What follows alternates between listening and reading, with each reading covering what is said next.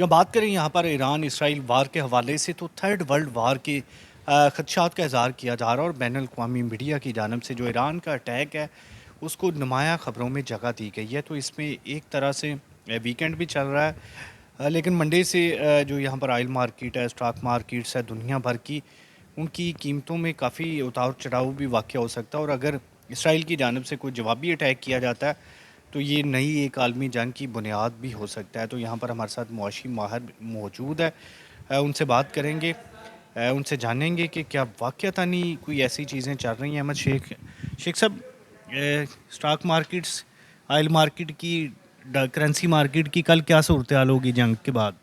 जी, बहुत शुक्रिया रहमान साहब। असल में बेसिकली जो है सबसे पहले तो ये है कि इसका बैकग्राउंड क्या है। 1 अप्रैल को जो इन्होंने सीरिया में इसराइल ने ईरान की जो एम्बेसी है उस पे हमला किया था, जिसमें इनके कुछ टॉप के 2 कमांडर्स भी उनका क्लेम है कि शहीद हुए। ख़ैर उन्होंने इसराइल ने भी इसकी कंफर्मेशन दी।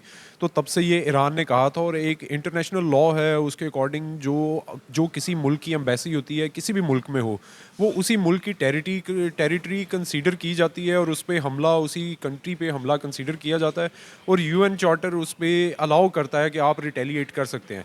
ईरान ने उसी राइट को, रिटेलिएशन के राइट को यूज़ करते हुए एक काउंटर बैक किया, और ये इसलिए इम्पोर्टेंट हमला है ये मिसाइल का, और दूसरा क्योंकि ये पहला हमला है जो कि डायरेक्टली इसराइल की टेरिटरी के अंदर हुआ है, वगरना इससे पहले शाम, सीरिया, फ़लस्तीन जो डिफरेंट एरियाज़ हैं, थर्ड एरियाज़ हैं, वहाँ पे ये इनकी आपस में क्लैशेस होते रहे हैं। तो एक तो इस वजह से इम्पोर्टेंट है। दूसरी इसकी इम्पोर्टेंस ये है कि ईरान ने अपना मोरल हाई रखने के लिए इसको किया, और फिर पहले ही अनाउंस कर दिया, और फिर पुरानी टेक्नोलॉजी यूज़ की। ये भी इम्पोर्टेंट फैक्टर है कि बड़ी देर में जाके वहाँ पे पहुँचने थे ये मिज़ाइल, और ये टेक्नोलॉजी काफ़ी ओल्ड थी, काफ़ी घंटे लगे, फिर डिस्टेंस भी ज़्यादा था। तो उसकी वजह से इसराइल और अमेरिका पहले ही अलर्ट हो गए, और उन्होंने वो सारे तकरीबन मार गिराए। तो उसका कोई ख़ास जो है डैमेज नहीं हुआ, लेकिन एक वो जेस्चर देना होता है कि हम एक आज़ाद मुल्क हैं, फॉरेन पॉलिसी है, प्लस हम अपना जवाबी कार्रवाई रखने का हक रखते हैं। तो एक तो ये फैक्टर है। उसकी वजह से अब ये है कि अब दोबारा से वो फैक्टर ऐड हो रहा है कि मार्केट पे या ऑयल मार्केट, दूसरी चीज़ों पे क्या असर आएगा। तो उसमें एक फैक्टर अब देखना पड़ेगा कि क्या इसराइल वापस इसकी वजह से ईरान पर हमला करता है, या इसमें अगेन ये तीसरी जगह पे हमले शिफ्ट हो जाता है, जैसे शाम हो गया, फ़लस्तीन के ज़रिए, या किसी और एरिया में। तो अगर तो ऐसा होता है तो इसका मतलब है कि थर्ड वर्ल्ड जो है, तीसरी जो वर्ल्ड वार है वो नहीं होने वाली। फिर ये डिलेइंग टैक्टिक्स भी है, और कुछ इंटरनली ये दोनों कुछ चाह रहे हैं कि थोड़ा सा वक्त हमें मिले, या किसी साइड पे ये मामला लगे।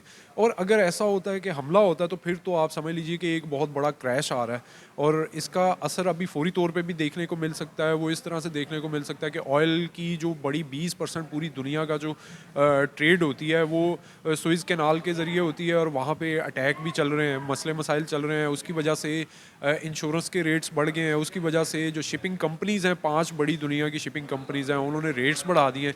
तो ऑयल कमोडिटी मार्केट जो पूरी दुनिया में ट्रेड होनी है, उसकी प्राइसेस तो ऑटोमेटिकली शूट करेंगी। लेकिन कल के दिन के लिए मंडे है, मार्केट ओपन होगी, तो मेरा ख्याल है कि अभी शायद उसका इस तरह से असर ना हो, क्योंकि अभी फौरी तौर पे इसराइल की तरफ से काउंटर अटैक नहीं आया, और ये एक थ्रेट या वार्निंग टाइप हमला था। तो मेरा ख्याल है कि अभी मामला ठंडा होगा, शायद मार्केट उतना असर ना ले।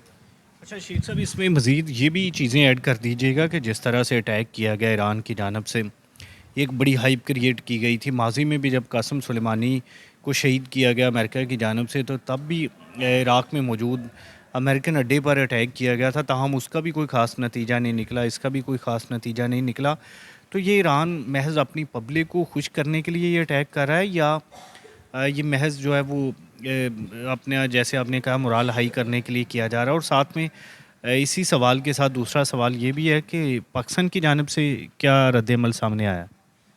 रहमान साहब, बेसिकली जो ईरान की तरफ से है वो तो जाहिर है कि एक काउंटर करना ही होता है, एक अपना मोरल भी हाई रखना होता है, एक इंटरनेशनल आज़ाद और मजबूत कौम का एक जेस्चर भी देना होता है। तो मेरा ख्याल है एक ये फैक्टर है। दूसरा एक और फैक्टर है कि इसराइल पे उन्होंने और अमेरिका ने एक हवा बनाया हुआ था अपना, कि हमारी तरफ कोई आंख उठा के नहीं देख सकता, हमला या जंग करना तो दूर की बात है। तो अब अगर आप ये देखें तो ये डर खौफ एक छोटे मुल्क, डायरेक्टली किसी बड़े मुल्क ने नहीं हमला किया, और कोई एक छोटे मुल्क के ज़रिए करवा के वो हवा भी तोड़ा गया है, और लॉन्ग टर्म इनको बड़ा इसका सेटबैक होगा, इनको बड़ा टाइम लगेगा दोबारा से वो अपना हवा बनाने में। और दूसरा आपने जो सवाल किया है कि पाकिस्तान की तरफ से क्या रद्द-ए-अमल होगा, तो पाकिस्तान मोस्टली इस तरह के जो कोई इश्यूज़ होते हैं तो वो बड़ा न्यूट्रल सी स्टेटमेंट आती है, ना समझ आती है वो एक तरफ खड़े हैं या दूसरी साइड पे खड़े हैं, बस इसी तरह के बयान आते जाएंगे। आप देखते जाएंगे कि जी हम बड़े गहरी नज़र रखे हुए हैं इस खित्ते पे, हमें अमन-ओ-अमान पे बड़ी तशवीश है। और आपको पता है हमारी इज्तमाही नफ्सियात भी ये हैं कि जो दूर का यजीद होता है ना, जो हमें कुछ कह ना सके, हम उसको गालियाँ भी देते हैं, उसके खिलाफ पूरी पूरी सोशल मीडिया दूसरी कैंपेन भी चलाते हैं। जो हमारे इर्द गिर्द का कोई यजीद होगा, कोई बुरा करेगा, कोई बड़ा तगड़ा बंदा होगा, हम उसके खिलाफ बड़ी खामोश रहेंगे या फिर हम टॉपिक बदल लेंगे। तो ये हमारी इज्तमाही नफ्सियात हैं, और अभी ये यजीद तगड़े हैं। मेरा ख्याल है इनको हमारी इज्तमाही नफ्सियात का भी यही है कि फैक्टर कि शायद हम अभी उनको कोई ओपनली थ्रेट या नहीं कर सकेंगे। जी थैंक यू। यहाँ पर अहमद शेख साहब की बात से मुझे बात याद आ रही है कि यहाँ पर पाकिस्तान का मुहतात तरीन रद्द-ए-अमल ये भी हो सकता है कि शायद कोई साहिर अली बग्गा से गाना रिलीज़ करवा दिया जाए इस सारी सूरत हाल पर, ताकि लोगों को अंदाज़ा हो जाए कि हम कितने संजीदा हैं। तो इसके साथ इजाज़त दीजिए, अल्लाह ने के बाद।